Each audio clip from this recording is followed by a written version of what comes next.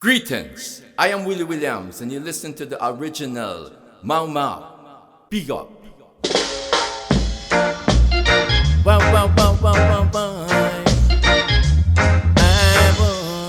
It all started with suicide, which me and my brethren started up.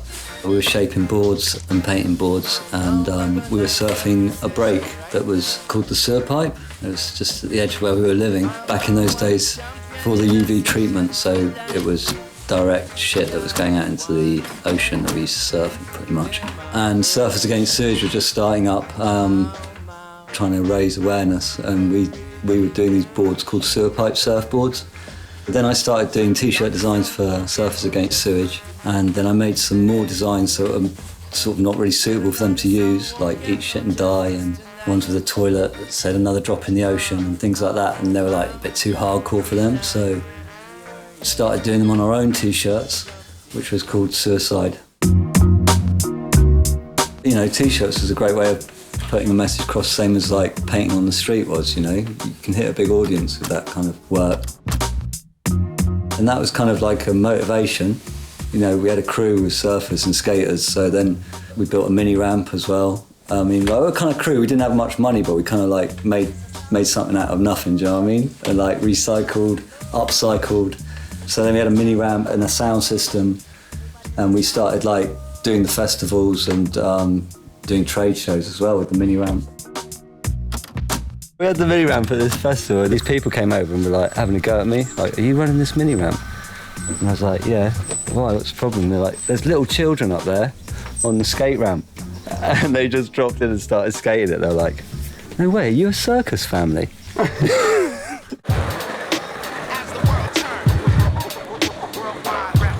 Devon's my home, you know, that's where my family are, that's where my real close, I've got my crew, my close brethren, sisters, all. I mean, I'm from the Devon Hills, you know, Southwest Star. Yeah, I love it down here, there's some really good people, there's a lot of space. I like to be in the countryside and be able to have space to get on with my ting, and then like a hideout, do you know what I mean? And then go back into the city and do works.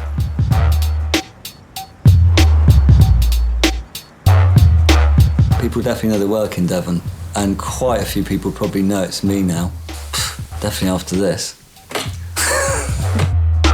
I think it's very, very special. I think there should be more of this around the country, all over the country. Look at it. I mean, it's great. And it was there 6 o'clock in the morning, so Yeah. it must have been done overnight. Yeah. By someone. Finding spots in Devon sometimes can be a bit of a mission. There's not a great deal of walls like in an urban place. So when you find a good spot, it can be tricky sometimes to find a way to get there and to get in. Yeah, like down there on the bridge was a great spot because I kept on getting buffed down there, so I decided to get a friend with a boat so we could get out and paint that one. And obviously that one's not got buffed now because they can't get out there. Yeah, as you can hear, it's different kind of vibes, yeah. Sheep instead of sirens, and the sound of seagulls instead of cars.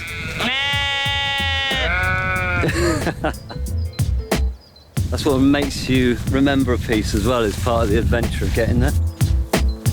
Me and Bourgeois noticed this barn, so we thought that's a perfect spot to paint a 40-foot fox.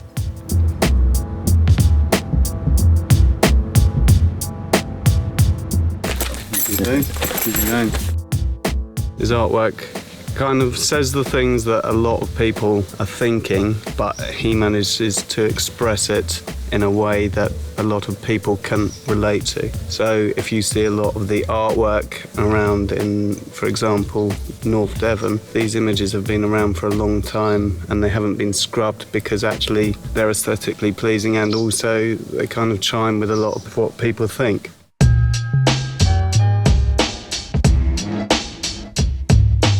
My boys are a really important part of everything, you know. She said they've been with me through all my festivals, parties, and they've grown up with all of this lifestyle going on around them, and they've just like taken it up. They're all like, now they're producers, rappers, and proper Gooner fans as well.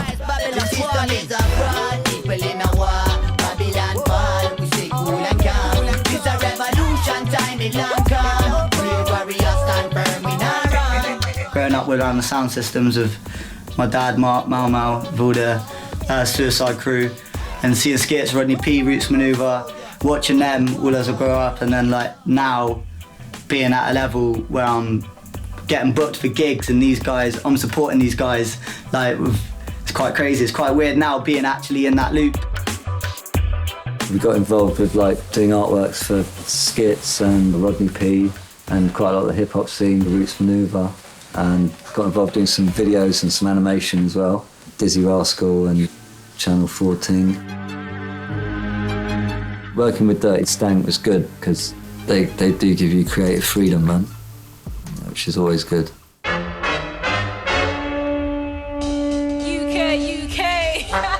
Yo, see us girl now, we're about to show you about rapping, you get me blood. Skit. First animation video I did was with Skitz and Goetz, and we did Domestic Science. 2 tons of fun waiting out in feathers. It's heavy, whichever way you look like clocking. You wouldn't think I had it shook, but if I'm not mistaken, it's looking shaken, but not is the phrase. Did some work with Rodney P for animated video, and also Herbalizer. Something I feel, strange chill behind me. Animation's so much drawing that I don't know, I don't really try and do so much animation anymore. I got scared to do it for a long time because literally my eyes were bleeding by the end of that video.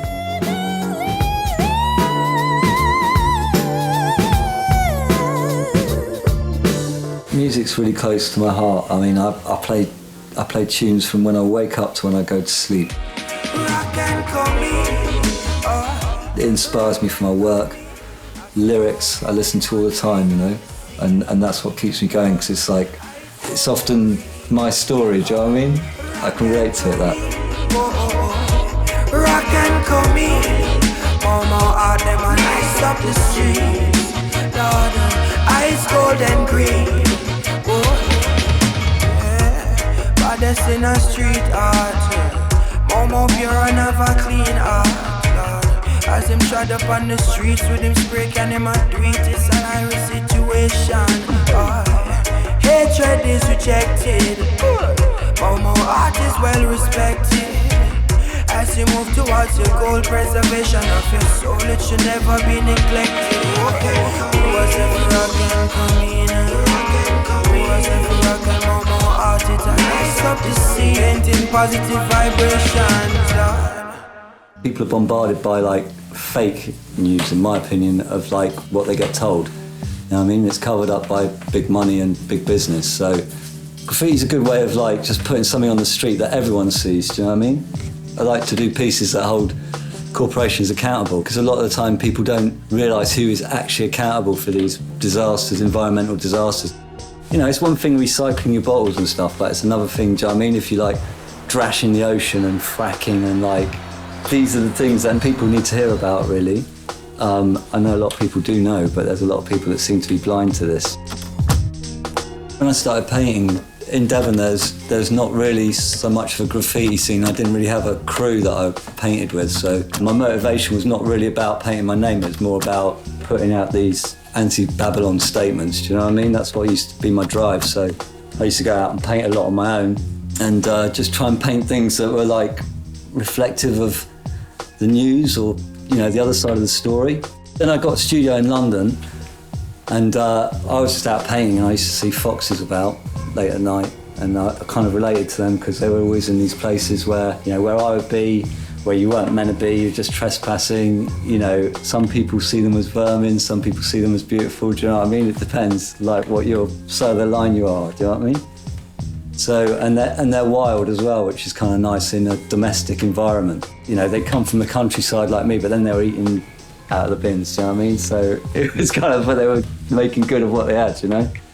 So to me, that was a perfect translation for a character, and then that opened loads of other doors because then I could kind of do quite strong messages, but like, because it's a fox and he's cartoon fox, I can do anything to him, do you know what I mean? And it can still retain humour. So you can still get the message across. There's other animals as well that I use in my art. Seagulls, sheeple, they're the ones that stay, they're just not woke, do you know what I mean?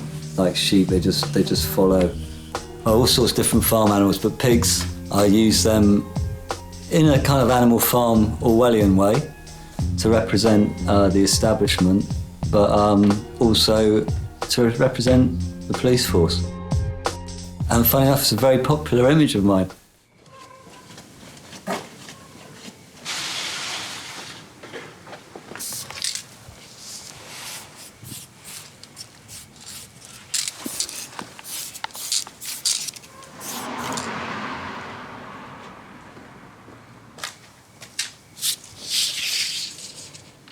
Painting without permission, yeah, that's a buzz.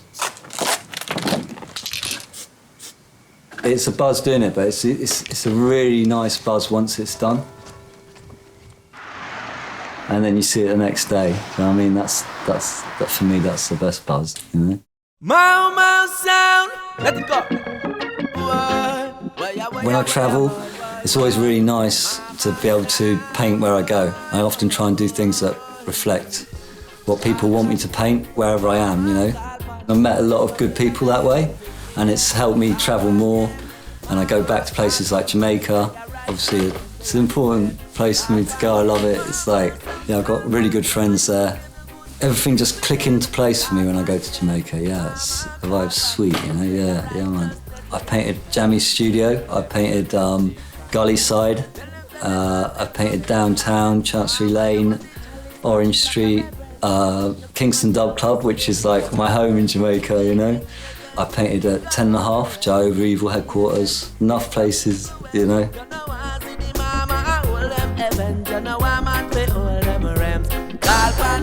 Three monkeys, see no evil, speak no evil, hear no evil. And I used that image, painted that first time in Thailand. And when I painted it on this big derelict building, there was people selling street food there, and everyone thought that it was a thing about the police, because the monkeys were brown, and like the police in Thailand wear brown uniforms, and they had the money, you know, like paying off the police. They loved it, man. And I travelled to Thailand quite a lot because I work really closely with Sold Out Studios and Bourgeois, so I go out there at least once a year. Always get to paint over there, always. Out on the streets, and always get to do some nice edition work as well with Sold Out Studios. There's a lot of Burmese in Thailand, especially working on the islands. And so I did a free Burma piece with Chris, and like we had all this orange paint for the roads, and basically the police turned up and caught us, and I was like, I don't know what you're talking about, do you know what I mean? And like, I didn't realise, but I had like orange paint literally all over my face. I was just going, no, it's not me, mate. You know what I mean? But yeah, luckily the Thai guy talked our way out of it, so he was all right. We got that off.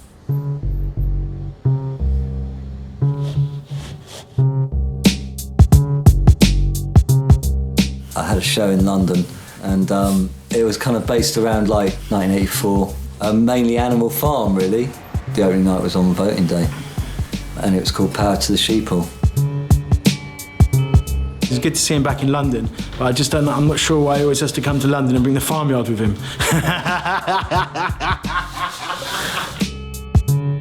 We did a rolling station rather than a polling station. Welcome to the rolling station. Here we have the ballot boxes. Here are the pigs. And we've got the fog out graphing and the pigs out buffing. So I have to go and vote. Some poor lady even like dragged her wheelie bag all the way through the straw right to the ballot box, which had a chicken in it.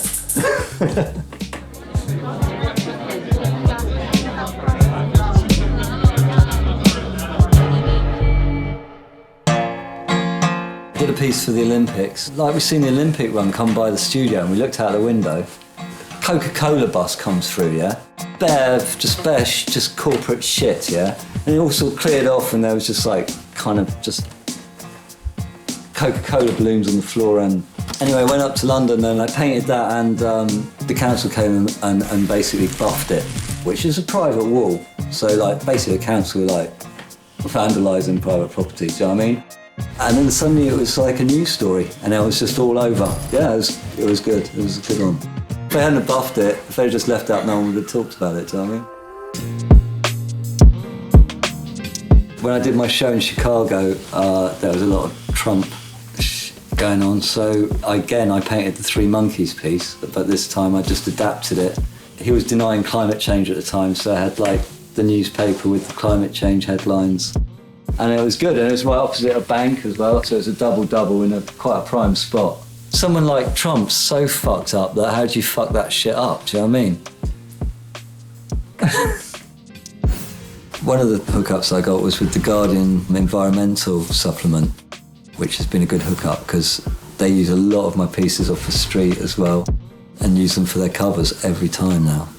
Because I've got such a back catalogue of environmental artwork, as it were, you know, because obviously they're going back like 15 years, but like now people are starting to talk about them, do you know what I mean? And they're using these images now on their newspaper, which is great, and it's just reaching a wide audience. And it's also led to other work, like working with Greenpeace at Glastonbury, and also even working with THTC has led to other links through activist organisations.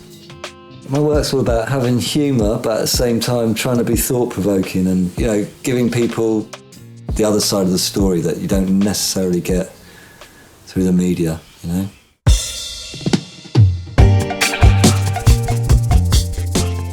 Today is July the 23rd, which is the Blessed Earth Day of His Imperial Majesty Haile Selassie I.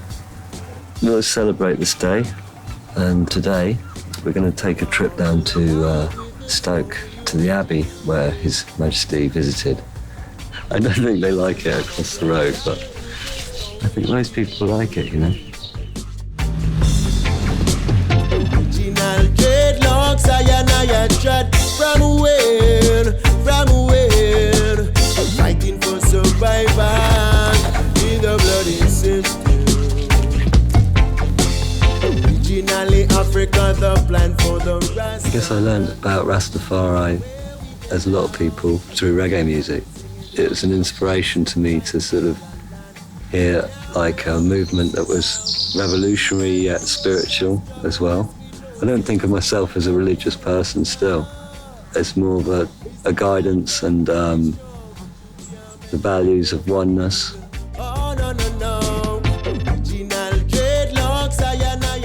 I was given the name Mau Mau when I travelled to Ghana and I stayed in Teshinungwa. That's the name that they all used to call me, but that's because my name's Mark, and they just called me Mo. So, and then they came Mo.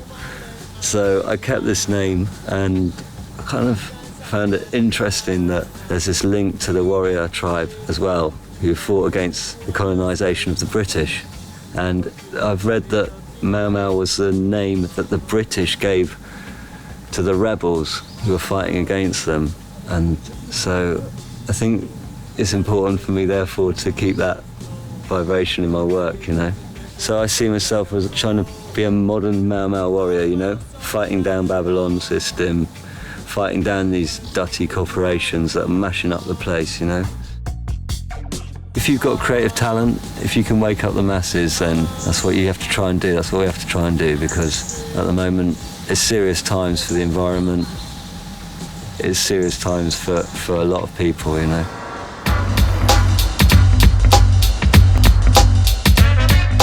We're in a gallery in Margate. Just done a show called The Art of Trespass with graffiti prints. It's a while since I've done a show, so it feels nice to show some work again. You know, I'm really happy with the paintings I've done for this show, so I've been using a different technique with spray paint. I'm really happy with this kind of impressionism. The idea is about the freedoms that we've lost and the rights to roam in this country, and the fact that we're not even allowed to tread foot on like something like 92% of the land in this country and 95% of the waterways. So it's about that, really. It's just a regular trespass thing. It's nice to have people come and see the works, and it's also good to get out and paint again, you know, and been out painting in Margate, done a piece on the toilets about the terrible housing situation here in the country generally. So yes, it's good to keep painting and going out there and doing my thing and making people think, hopefully, getting the message across, you know. For me, it's important to do work that's thought-provoking and hopefully, you know, makes people think about the actions of us as a collective, do you know what I mean? So maybe we can start to try and change things, try and make things better, do you know what I mean? Try and put out something positive. in a negative environment.